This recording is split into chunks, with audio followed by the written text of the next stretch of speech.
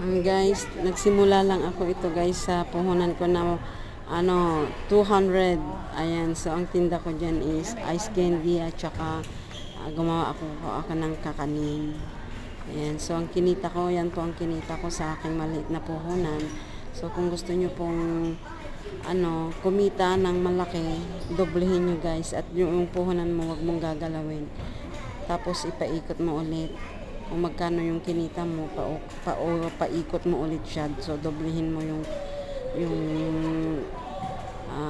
paninda mo, ganon. So ayan na po guys yung kinita ko sa loob ng isang buwan. Kasama po dyan yung 200 na puhunan ko.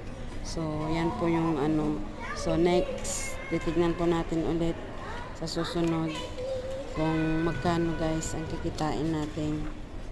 Ayan, so napaka thanks God at na kumita at lumago po ang ating munting negosyo. Ayan na po siya guys, ang kinita natin. So thank you Lord sa lahat po ng blessings. O, diba guys, ganyan lang ang magpaikot, doble ang kita mo sa well, depende naman yan kung anong paninda mo, kung ano panahon yan dahil mainit. Kumita ka ng ice candy. Ayan, dinadala ko po guys ang mga paninda ko na yan sa school. So, doon ako nagtitinda sa school. Diba guys?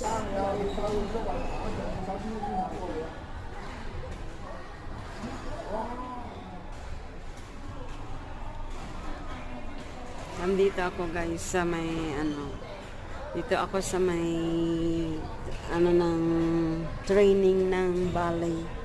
So, lahat andito yung mga sports nila naman. Andyan sa baba, mga naglalaro ng badminton. May mga dancing dun sa kabila. Ayun.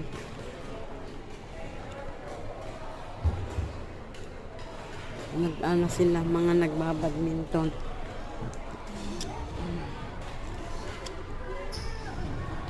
Inaantay ko yung alaga ko dun.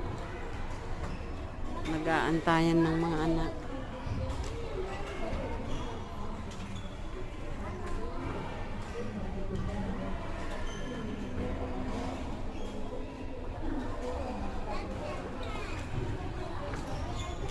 Nag-aantay sila guys.